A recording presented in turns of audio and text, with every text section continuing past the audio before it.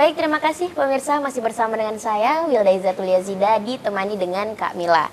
Nah, di segmen ini, Kak, apa tantangannya termasuk suka dukanya nih sebagai broadcaster, apalagi di era mainstream media seperti ini? Nah, tantangannya banyak karena kan ya boleh dibilang perhatian masyarakat kan sudah terbagi Iya, ya, benar, dengan Kak. adanya banyak media-media yang kita bisa nikmati, katakanlah handphone, internet ya, smartphone dan lain sebagainya yang kemudian membuat perhatian masyarakat menjadi berkurang. Dulu itu pendengar radio cukup banyak, Wilda, Iya. banyak sekali, malahan itu menjadikan apa ya? Sebagai sebuah media yang paling ditunggu-tunggu, katakanlah ketika ada sandiwara radio ya kan. Tapi mungkin zaman-zamannya Ibu Wilda Belum dapet. iya, zaman-zamannya orang tua. Ketika misalnya orang lagi nunggu-nunggu namanya disebut, rela beli kupon lah ya. Kan zaman dulu seperti itu untuk mendengarkan lagu. Orang kadang-kala rela beli kupon untuk kemudian dibacakan oleh penyiar yang bersangkutan, dan itu kebahagiaannya luar biasa. Sekarang kan tidak lagi, orang untuk mendengarkan lagu bisa dari mana saja, Spotify ada, download di internet ada. Nah itu dia. Ya meski dibilang pendengar radio berkurang, tapi tidak hilang sama sekali. Tetap ada pendengarnya yang secara solid begitu, termasuk di tempat saya. Di tempat saya itu ada komunitas memang yang alhamdulillah sampai sekarang bisa dibilang mereka masih mendengarkan radio, meski medianya juga sudah mulai berubah. Dulu orang membeli radio perangkat kan, ya kalau secara mainstream begitu ada radio perangkatnya dibeli dan segala macam. Sekarang di era internet, ya akses internet di mana-mana, mendengarkan radio juga bisa ada kemudahan melalui live streaming internet, ya kan. Jadi di kantor, di mana saja orang bisa mendengarkan siaran radio tanpa kemudian perlu mengeluarkan biaya. Biaya dalam artian mendengarkan siaran radio itu bisa juga secara gratis. Itu yang pertama. Yang kedua, radio kan auditori. Auditori. Jadi ketika misalnya orang mendengarkan radio itu bisa mengerjakan pekerjaan lain. Beda kan ketika misalnya lagi mau baca di internet, di smartphone, orang kan harus punya waktu untuk diam dan membaca. Tapi dengan radio diputar saja ya tetap bisa masak, tetap bisa berkendara dan lain sebagainya. Gitu. Betul, seperti itu sih. Kalau untuk perkembangannya sekarang ya bisa dibilang radio juga sudah mulai berubah. Meski ya bisa dibilang pelan-pelan lah untuk kemudian bisa juga menikmati konvergensi media yang ada sekarang ini. Itu sih. Kalau menurut kakak, apa sih tantangan yang paling berat nih selama kakak menjadi broadcaster? Tantangan yang paling berat adalah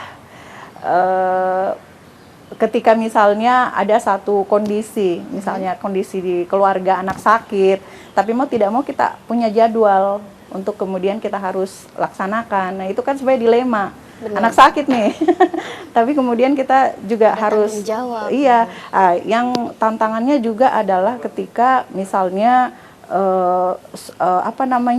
sekarang ini ya bisa dibilang para anak muda ya milenial ketertarikannya untuk di bidang ini berkurang juga.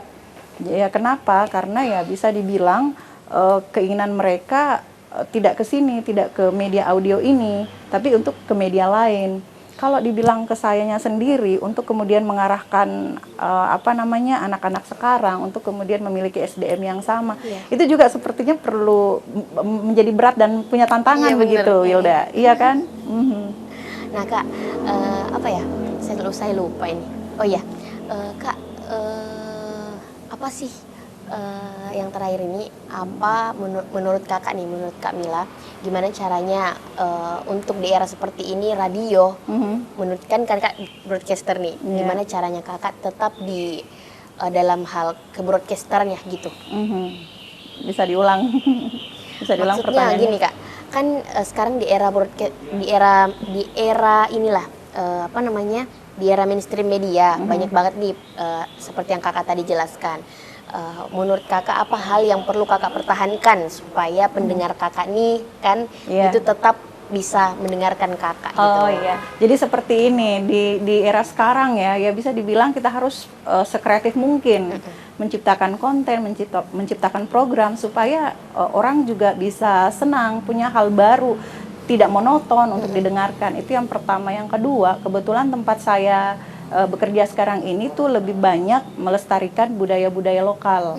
Nah, satu tantangan berat. Karena kenapa? Yaitu dia tadi, sekarang anak-anak milenial dan Iya, lain Kak. sebagainya, ketertarikan terhadap budaya daerah sendiri itu Udah bisa dihitung memang- jari. Iya. Bisa dihitung jari. Nah, hal yang kemudian saya masih bertahan karena kemudian saya ingin lebih melestarikan dan lebih memperkenalkan budaya itu sendiri supaya tidak punah. Coba kalau misalnya orang berbahasa Bugis, berbahasa Makassar, yang kita hanya dengarkan dari nenek kita, ibu kita, tapi kemudian anak-anak sekarang banyak yang sudah tidak mengerti. Di sekolah kurikulum belajaran daerah juga Iya. kan tidak banyak, iya kan? Kalaupun anak SD masih ada, SMP, SMA itu kan belum tentu, belum tentu kecuali ada, di Kak. daerah ya. Tapi kalau di Makassar itu tantangan berat sekali. Memang Nah, benar sekali. ini adalah salah satu upaya juga bagaimana supaya masyarakat itu lebih masih melek begitu terkait dengan kebudayaan yang kita punya. Nah, itu yang kemudian saya merasa bahwa saya punya tanggung jawab ini. Iya. Secara tidak langsung ya, saya punya tanggung jawab ini untuk tetap bisa memberikan pemahaman ke masyarakat. Ini nih budaya tak, Betul. ini nih yang kita punya. Bahasa tak juga seperti ini. Jangan sampai bergeser dengan perkembangan-perkembangan yang ada sekarang. Oke, baik. Kak, kita tahan lagi ya. Baik pemirsa, kita akan lanjutkan lagi bincang-bincang bersama dengan Kak Mila setelah jeda berikut. Jadi jangan kemana-mana.